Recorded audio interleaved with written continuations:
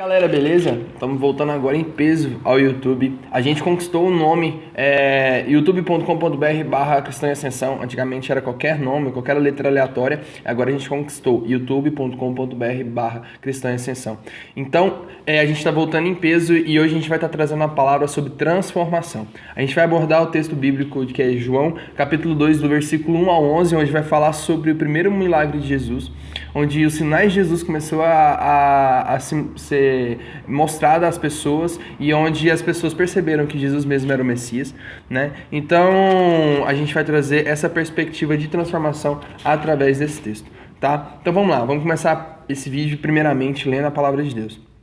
Em João capítulo 2, versículo 1 ao 11, diz assim: No terceiro dia houve um casamento em Canaã da Galileia. A mãe de Jesus estava ali. Jesus e seus discípulos também haviam sido convidados para o casamento. Tendo acabado o vinho, a mãe de Jesus lhe disse: Eles não têm mais vinho. Respondeu Jesus: Que temos nós em comum, mulher? A minha hora ainda não chegou. Sua mãe disse aos serviçais: Façam tudo o que lhes mandar. Ali perto havia 6 potes de pedra, do tipo usados pelos judeus para as purificações cerimoniais. Em cada pote cabia entre 80 e 120 litros. Disse Jesus aos serviçais: Encham os potes com água, e os encheram até a borda. Então lhes disse: Agora levem um pouco ao encarregado da festa. Eles assim fizeram, e o encarregado da festa provou a água, que foi transformada em vinho, sem saber de onde esta viera, embora soubessem os serviçais, que haviam tirado a água. Então chamou o noivo e disse: Todos servem primeiro o melhor vinho, e depois que os convidados já beberam bastante, o vinho inferior é servido, mas você guardou o melhor até agora. Este sinal milagroso em Canaã da Galileia foi o primeiro que Jesus realizou. Revelou assim a sua glória e seus discípulos creram nele. Amém. Então, galera, é o seguinte, eu creio que todo mundo aqui, ou a maioria, já teve contato com esses versículos, com a história do primeiro milagre de Jesus. E eu quero trazer para vocês uma nova perspectiva sobre esse texto, que ele é muito rico mesmo. Então, galera, é o seguinte, quem aqui, não tem como eu pedir para você levantar a mão, eu não vou ver você levantar a mão, mas eu creio que muita gente já presenciou pessoas que estiveram na igreja e hoje não estão mais, pessoas que estiveram muito na presença de Jesus e hoje não estão mais. E queria trazer uma perspectiva diferente para vocês sobre este assunto. Sabe por que essas pessoas elas não estão ainda na igreja, ou elas não voltaram para a igreja, ou elas saíram e estão aí perdidas no mundo? Sabe por quê? Porque elas não tiveram contato com Jesus. Elas tiveram contato com tudo, com religiosos, com igreja, com conferências, com palestras, com tudo, sabe? Com tudo mesmo, seminários, mas elas não tiveram contato com Jesus. Por que elas não tiveram contato com Jesus? Porque não existe um contato com Jesus e você permanecer a mesma pessoa. Bom, na Bíblia a gente já encontra vários exemplos disso. Um deles é a mulher com fluxo de sangue. Ela entra em contato com Jesus e ela é transformada, né? Então, a gente pode ver que a pessoa ela se moveu para aquilo, ela teve um contato com Jesus e ela foi transformada. Ela saiu do contato com Jesus diferente de como ela chegou a esse contato, né? E como também um paralítico foi descido do teto e teve contato com Jesus. Jesus falou para ele que ele era perdoado pelos pecados dele. E as pessoas, você não vai curar ele? Ele disse, pra mim essa palavra já bastava. Mas ele falou, pega a sua maca, levante e ande. Entendeu? Então, a partir do contato com Jesus, a vida é transformada. Então, essas pessoas elas tiveram contato com tudo mesmo, menos com Jesus. Beleza, vamos voltar aqui pro texto que a gente estava lendo. Maria, ela chegou a Jesus e falou assim, Jesus, acabou o vinho. Essa forma dela falar foi tipo assim, como se um idoso ele tivesse caído ao seu lado e tivesse uma pessoa mais próxima que você fala assim, o cara caiu. Não é pra informar, é pra você, acorda e ajuda, entendeu? Então meio que Maria, ela quis que Jesus fizesse alguma coisa em relação àquilo. E Jesus ainda estava naquele pensamento que não era chegada a hora dele. Mas só que Maria foi tão bacana, velho, porque ela se afastou e falou assim, serviçais, façam o que ele vos mandar. Então, diante da nossa vida, muitas vezes a gente quer impor para Jesus, faz assim, Jesus, faz isso, Jesus é dessa forma, sabe? Só que a gente tem que ter esse comportamento de Maria. Falar assim, eu vou para trás de Jesus e falar assim, faz o que Jesus mandar. Esse problema que eu tô passando, fala assim, o problema é para você fazer o que Jesus mandar. Não o que eu vou falar para Jesus fazer, entendeu? Então a gente tem que trazer essa perspectiva. E Jesus ele pediu para quê? Para que fossem cheios as talhas de água, não é isso? Na Bíblia, água ela se remete muito à palavra de Deus. Inclusive, em Efésios, capítulo 5, versículo 26, vou estar lendo para vocês, diz assim, versículo 25 ao 26, perdão. Maridos, ame cada um a sua mulher, assim como Cristo amou a igreja e entregou-se por ela, para santificá-la, tendo purificado pelo lavar da água, mediante a palavra.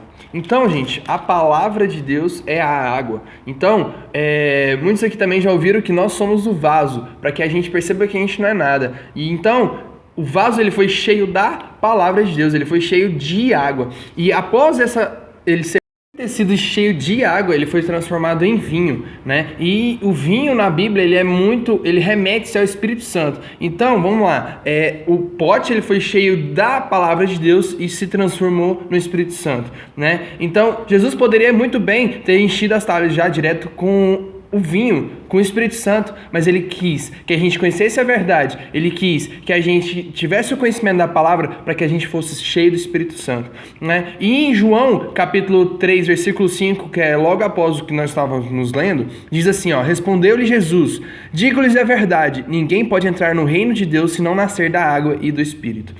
Então, para a gente ter parte com Cristo, a gente ter essa vida eterna, a gente tem que ter o contato com a água, com a palavra de Deus e com o Espírito Santo, né, que é o vinho. Então, gente, se a gente trazer essa perspectiva de vinho para a nossa vida também, qual é o vinho que tem mais valor? O vinho que é de uma safra nova, de 2017, ou um vinho de 1900 e alguma coisa, né? É com certeza um vinho de 1900 e alguma coisa. E eu te pergunto, qual safra você é? De quando você se pertenceu a Jesus, sabe? Tem quanto tempo isso? Porque para a gente se tornar algo valioso, a gente tem que permanecer. Ou seja, a gente tem que perseverar. Então, a gente tem um contato com a água, que é a palavra de Deus. A gente é transformado pela palavra de Deus e é cheio do Espírito Santo. E para que isso torne-se valioso, a gente tem que se permanecer em Jesus. E esses são os pilares que tem que ter um cristão. Ser conhecedor da palavra, ter contato com o Espírito Santo e perseverar, permanecer, né? E assim, eu quero trazer para vocês o seguinte, quanto mais a gente estiver permanecido em Jesus, quanto mais a gente permanecer, mais sabor a gente vai ter, mais essência a gente vai ter, sabe? Mais textura a gente vai ter, porque o vinho ele é armazenado dentro de um barril de carvalho e ele fica lá anos e anos. Ele não fica ali sendo retirado e colocado em outro lugar, sendo retirado e colocado em outro lugar. Não, ele é tampado para que haja fermentação, para que aquele teor alcoólico ele possa se aumentar através da fermentação.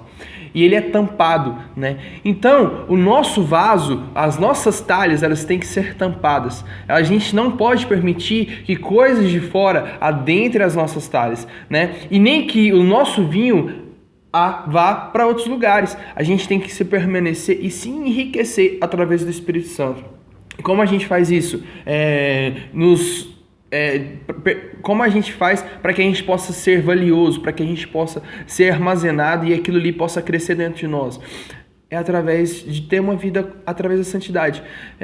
E como é isso? Cara, a palavra de Deus, ela te dá as diretrizes de como você pode andar nos caminhos de Deus. Então, através da palavra de Deus, a gente tem a nossa diretriz diária. É através da santidade, que é o nosso testemunho, a gente começa a nos bloquear, ou seja, não permitir que as bactérias de fora estraga o nosso vinho, né? E o Espírito Santo, pois a água e a palavra de Deus ela é cheia dentro das talhas, ela é transformada em Espírito Santo. O Espírito Santo ele é o nosso guia, né? Então, diante das nossas situações, diante dos nossos problemas, é o Espírito Santo que vai nos auxiliar e vai nos dar discernimento para a gente fazer o que Ele quer, né? Então, a gente vai ter o nosso ser semelhante ao de Cristo, né? Então, diante das situações, a gente tem que se perguntar e ter esse contato com o Espírito Santo. Jesus, me dá um discernimento de que o que o Senhor faria diante dessa situação. Eu quero ter a mesma ação que o Senhor faria no meu lugar, né?